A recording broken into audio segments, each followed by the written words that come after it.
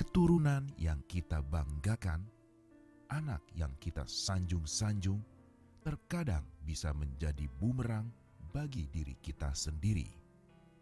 Ketika orang tua mengabaikan penanaman nilai tauhid, maka bersiaplah akan kehancuran anak yang disayangi dan dicintainya. Maka tak heran apabila di zaman milenial ini banyak remaja yang mudah stres, depresi, bahkan tidak lagi menganggap adanya Allah. Na'udzubillah min zalik. Maka dari itu, setiap orang tua harus waspada dan menguatkan nilai tauhid dan agama dalam diri anak. Tetapi, seperti apakah ciri anak-anak yang menjadi ujian, bahkan musuh dunia akhirat bagi orang tuanya?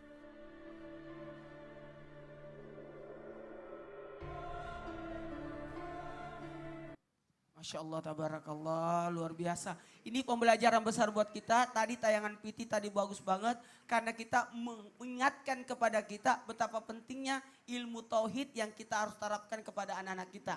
Karena anak itu akan kembali pada diri kita, bahkan bisa jadi membahayakan buat kita. Karena bisa jadi anak itu menjadi musuh, ujian, bahkan bisa jadi sesuatu yang menyejukkan, menyenangkan hati kita.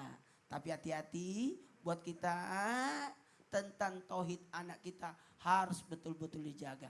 Didiklah anakmu sesuai samanya, tapi akidah tetap tidak boleh berubah. Baik, pertanyaan yang menarik sekali. Berarti ada PR buat kita. Bagaimana cara kita menanamkan tauhid yang baik dan benar di dalam Islam, terutama pada anak. Nah, pembelajaran besar buat kita, 3 cara menanamkan akidah pada anak-anak kita. Mau tahu caranya, Bu? Ingat sekali lagi, kami ingatkan, tidak ada orang yang berpengalaman dalam mendidik anak, tapi masing-masing belajar untuk mendidik anak. Dan tidak ada kata terlambat, kata Ustaz Benri tadi, dalam mendidik anak. Yang terlambat cuma gajian dan datang bulan. Jadi tidak ada istilah terlambat. Tidak ada istilah terlambat. Pokoknya ayo, ayo, ayo. Yang pertama, cara mendidik anak untuk memperkenalkan tauhid pada anak, yang pertama lewat jalur kisah. Lewat jalur kisah. Cerita-cerita yang mengesahkan kepada Allah. Paling bagusnya kita pakai Quran. Di dalam Al-Quran 2/3 isi kandungan Al-Quran adalah kisah. Apalagi sekarang kan ada visual, ada gambar, ada video, ada kisah-kisah berupa CD atau apapun. Itu bagus sekarang. Enak sekarang. Kita ini dibantu dengan media yang ada. Bahkan adanya pembelajaran kisah. Bahkan enaknya itu saya teringat dengan nenek saya. Nenek saya suka mendongeng pada saya. Itu dongeng-dongengnya itu terngiang-ngiang. Sekalipun kalau kita cari referensinya dari mana, tidak ada. Tapi ada pembelajaran besar buat kita. Makanya para nabi-nabi terdahulu, Nabi Yakub alaihissalam menceritakan kisah-kisah Nabi terdahulu terhadap anak-anaknya. Yang paling dekat Nabi Yusuf diceritakan. Sehingga Nabi Yusuf alhamdulillah luar biasa. Mohon maaf kepada semuanya, didiklah anak kita untuk memperkenalkan lewat akidah, tauhid ini lewat jalur yang pertama, lewat jalur kisah. Wah, jangan superhero aja yang dikenal. Wakanda Forever, Black Panther, Iron Man. Tapi perkenalkan apa? Perkenalkan siapa nabi kita. Saya coba. Siapa nabi yang punya tongkat? Musa. Oh bagus. Yang membelah lautan? Musa. Iya. Yang naik perahu? No. Yang dimakan ikan? Yunus. Jangan sampai justru kita yang tidak tahu. Anak bertanya, Ma, tahu nggak kisahnya Nabi Yunus? Udah lama saya TK, saya sudah lupa itu. Tidak ada urusan. Jamaah. Yang berikutnya, ajarkan anak kita mempraktekkan akidah dalam kehidupan sehari-hari. Ini ada Allah yang menciptakan ini. Jadi memperkenalkan, mengaktualisasikan. Yeah. Sudah canggih ya? Diaktualisasikan. dalam kehidupan sehari-hari. Jadi kita memperkenalkan bahwa Allah lagi melihat kita, lagi Allah mengamati kita. Hati-hati jangan berbohong. Sekalipun bayangkan ada CCTV aja orang pada takut. Apalagi CCTV-nya Allah, Allah mengawasi kita, Allah yang menjaga kita. Waduh, itu luar biasa loh. Nah, sehingga anak-anak itu kenal dengan Tuhan, kenal dengan Allah lewat jalur orang tua memperkenalkan dalam kehidupan. Yuk makan, baca doa dulu. Kita berterima kasih kepada Tuhan, kepada Allah yang sudah memberikan kita rezeki. Sebelum tidur minta perlindungan kepada Allah. Kemudian ketika keluar rumah minta tolong. Maka ada doa yang wajib kita ajarkan. 5 doa itu ya. Doa sebelum tidur, doa bangun tidur, doa sebelum makan, doa sesudah makan, dan doa keluar rumah. Itu wajib diajarkan, Bu. Doa sebelum makan supaya kita minta izin. Jadi anak tahu minta izin dulu kalau mau ambil apa-apa. Doa sesudah makan berarti pandai berterima kasih. Doa keluar rumah supaya bertawakal kepada Allah. Doa sebelum tidur, apa? Penjagaan. Doa bangun tidur bisa mensyukuri kehidupan. Sehingga saya ulangi, yang pertama tadi apa Bu? Kisah-kisah. Kedua, aktualisasikan dalam kehidupan. Dan yang ketiga, mendorong anak untuk serius, semangat dalam menuntut ilmu. Jadi ibu, ayo temani anak belajar. Ada PR enggak? Tadi pelajaran di sekolah apa? Jadi sebaiknya itu. Oh gitu, jadi pertama kasih tepuk tangan dulu Bu buat Ustadz Maulana. Masya Allah, kisah-kisah tuh penting banget.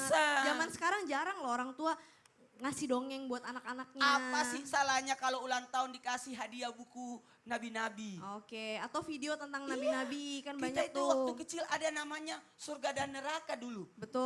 Buku-buku surga dan neraka. Iya. Masih ingat Pak? Ini berarti kita seumuran Pak. Eh, Saleh dan Gitu Karma ya. yang Masya ada Allah. gambar disiksa. Ya, gitu. aku masih ingat itu. Ada aktualisasinya. Kalau kasih uang ke anak, nah ini rezekinya dari Allah. Mantap. Atau kalau lagi makan, nah Masya Allah, Allah kasih kita ayam. Jadi semua balik-balikin ke Bersyukur. Allah supaya bisa anaknya berpikir. Jazakallah khair, terima kasih banyak Ustadz Maulana. Jamaah. Nih saya baik nih, saya mau kasih kesempatan lagi buat jamaah yang ada di studio untuk bertanya. Coba angkat tangan Bu, coba. Wah bapaknya juga ikutan angkat tangan nih. Oke lah bapak aja kalau begitulah. Oke silahkan boleh. Bismillahirrahmanirrahim. Assalamualaikum warahmatullahi wabarakatuh. Waalaikumsalam warahmatullahi wabarakatuh. Nama saya Bapak Sunaryo dari pengajian Al-Mutakin Bumayu Brebes. Saya ingin bertanya Ustadz, apabila orang tua mengingatkan bahkan melarang anaknya berbuat salah, tapi anak cenderung masih berbuat salah, apakah dosa itu dibebankan kepada orang tuanya? Padahal udah dikasih tahu Pak, tapi nggak bisa nih anak gitu ya. Betul, Itu iya. mau tanya istrinya hadir di sini? Di rumah. Mana? Di rumah. Oh lagi di Pantesan rumah. berani berdiri di dekat Caca. Masya Allah. Oke baiklah kalau begitu Ustadz Mendri silakan. Iya, siapa-siapa di sini yang mengingatkan anak terus-terusan anak gak memahami, tidak mau ngikut apa yang kita perintahkan, apa yang dilarang, maka tidak ada dosa atasnya. Kenapa? Karena hidayah itu milik Allah. Karena Allah mengatakan innaka la tahdi man ahbabta walakin Allah yahdi man yasha. Kamu itu tidak bisa ngasih hidayah sama orang kamu sayang. Allah yang ngasih hidayah. Maka tugas kita sebagai orang tua apa? Wa quli malu faisarallahu amalakum rasuluhu wal mu'minun. Katakanlah berusaha saja kamu. Allah Rasul dan orang mukmin yang menilai. Makanya Nabi Nuh tidak digelari sebagai gagal, bahkan dipuji dalam surah Al-Imran 33 karena dia mengajak terus anaknya, ini dautu qaumi lailau wa nahara. Aku berdakwah malam dan siang. Karena itulah kita belajar bahwa yang paling penting prosesnya bukan hasilnya. Jangan putus asa. Jangan putus asa sambil terus. doain, semoga Allah lembutkan hati Betul, anaknya gitu betul. ya. Tapi catatannya jangan putus asa. Betul. Kalau udah cuma sekali abis itu enggak. Jangan terusan aja. Terus. Batasnya kapan? Sampai datang kematian. Mau kita dulu yang Oh. mati atau dia mati. Kalau itu selesai tanggung jawabnya. Jadi namanya dakwah itu siang Iya, malam enggak. sampai kita Terus. mau Tidak ada mantan anak. Tidak Oh, ada. gitu. Tidak ada mantan anak dan tidak ada mantan orang tua. Iya. Enggak Jadi ada. tidak boleh ada berhenti memberitahu. Dakwah terus gitu ya dengan cara yang ma'ruf pastinya. Betul. Sudah cukup Pak jawabannya? Cukup dadah dulu, Sapa dadah dong. sama istrinya Dadah dulu. dong sama istrinya. Oh, dadah. Yeay. Dadah istriku sayang, kan harus romantis Pak. Dadah istriku sayang gitu Pak. Masya Allah. Oke baik Pak, jazakallah khair. Oke, sekarang saya akan memberikan kesempatan lagi nih buat jamaah. Siapa lagi yang mau bertanya? Coba angkat tangan. Oke, masih banyak. Oke, di sebelah sini deh, kasihan nih. Udah jauh dari kamera nih. Duduk aja Bu, silakan. Oke, silakan pertanyaannya. Assalamualaikum warahmatullahi wabarakatuh. Waalaikumsalam warahmatullahi wabarakatuh. Nama saya Ibu Juhena dari Masjid Taklim Al-Fudolah, Cilegon, Banten. Pak Ustadz mau nanya, anak zaman sekarang kan susah diatur. Bagaimana caranya orang tua mendidik anak supaya menurut tauhid dan agama yang benar, tapi tanpa paksaan. Masya Allah, bagus Terima banget. kasih. Wassalamualaikum warahmatullahi wabarakatuh. Waalaikumsalam warahmatullahi wabarakatuh. Ini bagus banget pertanyaannya Bu, karena anak milenial tuh sekarang susah banget dikasih tahu ya. Oke, yang jawab boleh Ustadz milenials kita. Emang Ustadz paling milenials? Iyalah. Alhamdulillah. Alhamdulillah, baiklah kalau begitu. Ustadz Kafi mohon tausiahnya. Baik, terima kasih. Assalamualaikum warahmatullahi wabarakatuh. Waalaikumsalam warahmatullahi wabarakatuh. Mudah-mudahan di pagi hari ini kita mendapatkan keberkahan dari Allah Subhanahu wa taala. Karena pagi-pagi sudah bahas keluarga, sudah bahas anak ya, kayaknya adem gitu rasanya karena dekat dengan kita ya Bu ya. Insya Allah mudah-mudahan kita dimuliakan Allah Subhanahu wa taala. Amin amin ya rabbal alamin. Tadi bagaimana cara agar mendidik anak milenial yang memang kadang-kadang sangat sulit untuk diingatkan ya. Saya teringat dengan didikan orang tua saya bahwa yang pertama orang tua saya senantiasa bilang sampai sekarang pun kalau saya lagi beli makan malam-malam buat orang tua saya Bu, umi saya terutama bilang saya pesankan makanan Bu. Malam-malam saya pesankan makanan kemudian saya kasih ke beliau. Mah ini daging, mah ini makanan. Apa kata beliau? Beliau tetap menanyakan, Dek, saya dipanggilnya kan Dede. Dek, ini makanannya halal atau haram? Ditanyakannya apa? Halal atau haram. Luar biasa. Yang ditanya halal atau haram. Mah itu kan udah ada logo MUI-nya. Saya sampai bilang seperti itu. Saya meyakinkan lagi, mah ini daging sapi bukan daging babi gitu. Mah ini halal insya Allah. Tapi beliau sangat khawatir. Artinya yang pertama kali dididik adalah bagaimana asupan yang dikatakan oleh guru-guru kita, Ustadz Bendri, Ustadz Maulana. Artinya asupan pertama yang diberikan ke anak itulah yang menentukan masa depan anak ke depan. Bagaimana halal dan haramnya itu bisa menentukan anak-anak baik atau buruknya. Kemudian di usia dini naik lagi, saya masih kecil, subhanallah, masya Allah Bu. Saya dididik oleh orang tua saya luar biasa. Ini bukan ria, ini bukan ujub. Tapi saya ingin sharing and caring aja untuk pemirsa di rumah dan ibu-ibu, bapak-bapak semua. Bagaimana orang tua saya mendidik. Masih kecil Bu, saya dididik untuk apa? Berkata baik. Berkata baik. Ingat, karena kata-kata adalah perwakilan dari hati. Maka jangan sampai kita memainkan perkataan yang ada keluar dari mulut kita. Maka hati-hati. Ini perkataan. Saya ingat waktu itu, saya masih kecil Bu sama kakak saya. Yang namanya masih kecil kan sering berantem, main senggol-senggolan, dia pukul-pukulan. Kakak saya laki-laki juga. Kebetulan jaraknya dekat. Ibu juga mungkin kalau ingat anak-anak ibu masih kecil kan sering berantem ya Bu ya. Kakak saya padahal yang salah. Dia yang rese. Saya lagi diam dicolek. Saya lagi diam saya dicubit. Kan saya kesel, akhirnya saya berantem kan berdua. Nah, namanya masih kecil pemirsa yang dimuliakan Allah. Saya berantem kucu. Akhirnya apa? Saya mengeluarkan kata-kata yang kurang baik. Termasuk ngomong gua lu. Tapi yang disalahkan umi saya siapa? Saya ibu. Bukan kakak saya, padahal kakak saya yang salah. Subhanallah. Abi saya selalu bilang begitu. Ya. Yang pertama, maka didik kata-kata dari sekarang. Bagaimana terhadap orang tua perkataannya. Ya jangan sampai sama orang tua ngomongnya tinggi banget. Jangan sampai bicara dengan orang tua, kita sebagai anak mohon maaf nyindir orang tua. Itu yang menjadi inti perkataan dan perkataan. Tapi kadang-kadang ada juga kalau orang Betawi kan ngomong sama emak bapaknya kan kalau yang kasar ada Betawi kasar, ada Betawi lembut. Ya kan ngomong gua lu juga. Kayak gitu, mama lu gitu banget, nah kadang-kadang kayak gitu juga. Tapi memang kebiasaannya seperti itu lain-lain hal. Kemudian yang ketiga, ajarkan, kenalkan, dekat dengan Rasulullah Sallallahu Alaihi Wasallam. Kenapa? Karena ini adalah tauladan yang luar biasa. Jangan sampai kita terlalu sayang kepada anak. Orang tua saya mendidik luar biasa, Bu. Saya dari kecil langsung saya pengen bilang apa? Mah, Dedek pengen di pondok pesantren. Habis lulus SD. Kenapa? Karena ngaji itu, dia belajar Al-Quran itu saya diutamakan. Sampai nangis-nangis saya masih kecil, Bu, belajar Al-Quran. Pernah saya cerita di ruang tamu. Abi saya ngajar, Bu. Abi saya ngajar. Kakak saya, Dek, Kak, sini belajar. Cuk, kakak saya dulu. Belajar sama abi saya. Tiba-tiba keluar ke ruang tamu sambil bawa Quran. Saya langsung takut lah. Kenapa? Umi saya ketawa. Hahaha. Katanya diajarin ngaji kok malah nangis katanya. Sini Dedek. Waduh saya deg-degan. Saya deg-degan giliran saya baca. Waktu itu saya bacanya udah Al-Quran. Ya masih kecil. Begitu saya baca, saya lihat. Ternyata saya salah bacanya, Bu. Dan dibilangin sama abi saya, ini ikhfa, harus dengung, harus dengung. Nggak bisa juga. Akhirnya, Bu, saya diomelin, saya nangis. Ya, kenapa? Karena itu pendidikan. Kenalkan Al-Quran, kenalkan dekat dengan Rasulullah Sallallahu Alaihi Wasallam. Kalau kita dekat dengan Rasulullah Sallallahu Alaihi Wasallam, insya Allah dia akan mencari teman yang baik. Insya Allah dia juga akan menjadi anak yang soleh dan Mudah-mudahan sharing and caring ini bisa bermanfaat untuk pemirsa yang di rumah dan kita semua yang ada di sini. Apalagi nanti insya Allah saya juga akan berkeluarga. Amin, amin ya rabbal alamin.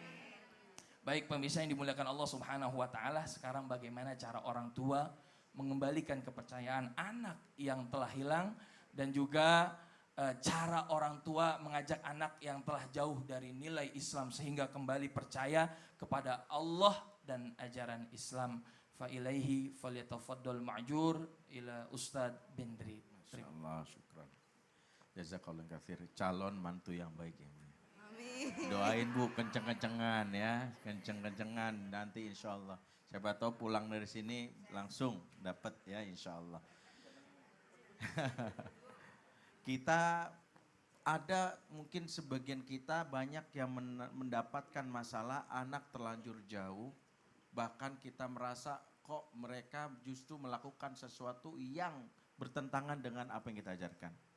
Apa yang harus kita lakukan? Pertama, evaluasi diri, muhasabah, iktiraf.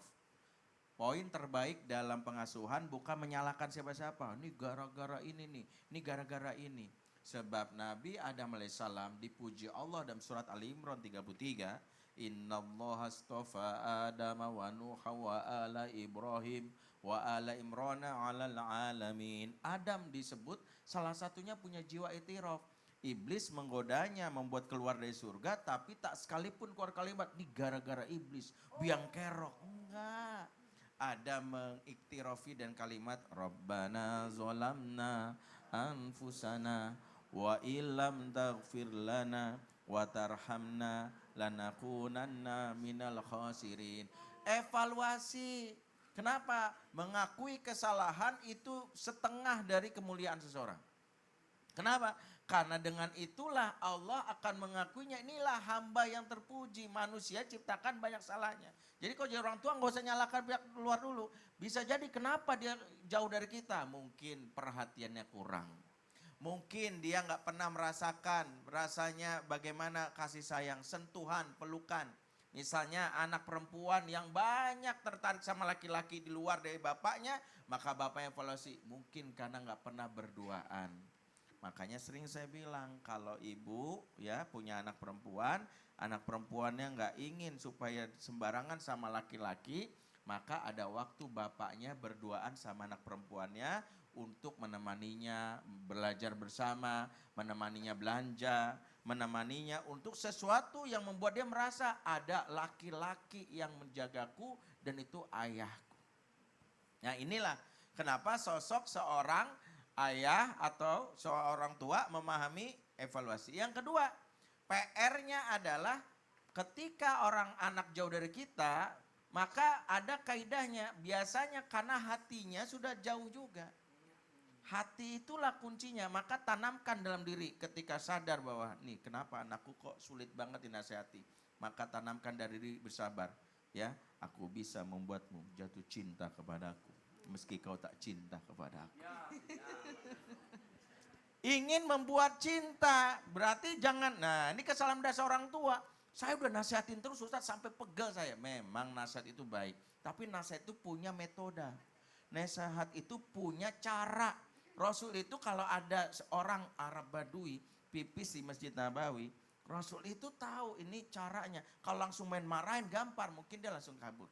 Tapi Rasul melakukan sesuatu yang menyentuh hatinya. Sampai orang ini begitu selesai kencing dibiarkan, disiram bekas najisnya diusap punggungnya, ditepuk, diajak ngobrol, tersentuh sampai berdoa, Allahumma arhamni warham Muhammad wala tarham ghairuna ahadan. Ya Allah, sayangilah aku dan sayangilah Muhammad, yang lain jangan kau sayang. Sebel sama yang lain. Itu sampai dia berdoa begitu. Karena hanya Rasul yang mengikat hatiku. Rasul itu betul-betul mengajarkan bahwa Islam itu indah. Ya pas kan, pas temanya. Islam itu indah karena memang Rasul ngajarin. Jangan sampai Islam itu produk yang baik, tapi kadang marketingnya buruk. Ya maaf kan, kadang kalau produk buruk disampaikan dengan cara yang baik, kadang itu laku. Saya waktu beberapa kali safar ke luar negeri, ya swasta ya kan. Saya ke luar negeri, saya baru tahu di luar, waktu itu di Australia, ternyata pengedar narkoba sebelum menjalankan misinya, mereka ikut workshop parenting 3 hari. Sampai segitunya, mereka tahu cara untuk membuat anak itu terikat. Supaya anak remaja itu. Tadi saya contohkan bagaimana anak perempuan itu harus sering dirangkul sama ayahnya, diusap bagian punggung, dikecup bagian ininya, mengatakan cinta. Harusnya begitu, ayah ingin berdua sama kamu, ayah sayang sama kamu, ayah minta maaf. Itu yang harus dilakukan. Yang ketiga adalah setelah kita mengikat hatinya, kita betul-betul membuat dia cinta sama kita. Baru yang ketiga, manfaatkanlah momen-momen terbaik untuk menjelaskan tentang apa yang ayah harapkan. Tadi saat lagi naik kendaraan, saat dia lagi sedih, makanya selalu saya bilang harus ayah dan ibu hadir di 3 waktu kalau ingin anak tersentuh kembali. Lagi sedih jangan orang lain, jangan ngasih gadget. Kalau lagi nangis ini jangan. Yang harus kita lakukan kalau lagi sedih sini sama ayah. Apa kesedihannya? Yang kedua, lagi sakit. Kalau lagi sakit, usahakan kalau nggak bisa hadir, telepon. Yang ketiga, kita lakukan. Yang paling penting, bagaimana yang ketiga, lagi anak mentas unjuk prestasi, anak merasa dihargai. Nah itulah kenapa kita harus menjaga betul amanah, menarik kembali anak dan jangan lupa berdoa tak pernah putus agar hati anak mendapatkan hidayah dari Allah Subhanahu wa taala. Apakah anak itu bukan sebuah nikmat? Anak itu adalah amanah. Sekali lagi, anak itu amanah. Ketika amanah itu dijalankan dengan baik, maka anak itu akan menjadi nikmat dunia dan akhirat. Amin, amin ya robbal alamin. Insya Allah terima kasih kepada guru-guru kami yang sudah mau mengajarkan kami hari ini. Insya Allah anak-anak yang menjadi amanah dititipkan kepada seluruh orang tua jamaah yang ada di rumah juga bisa menjadi jalan para orang tua untuk menuju surganya Allah. Amin, amin ya robbal alamin. Saya Caca Frederika mohon pamit undur diri dulu. Mohon maaf apabila ada salah-salah kata. Wassalamualaikum warahmatullahi wabarakatuh. Waalaikumsalam.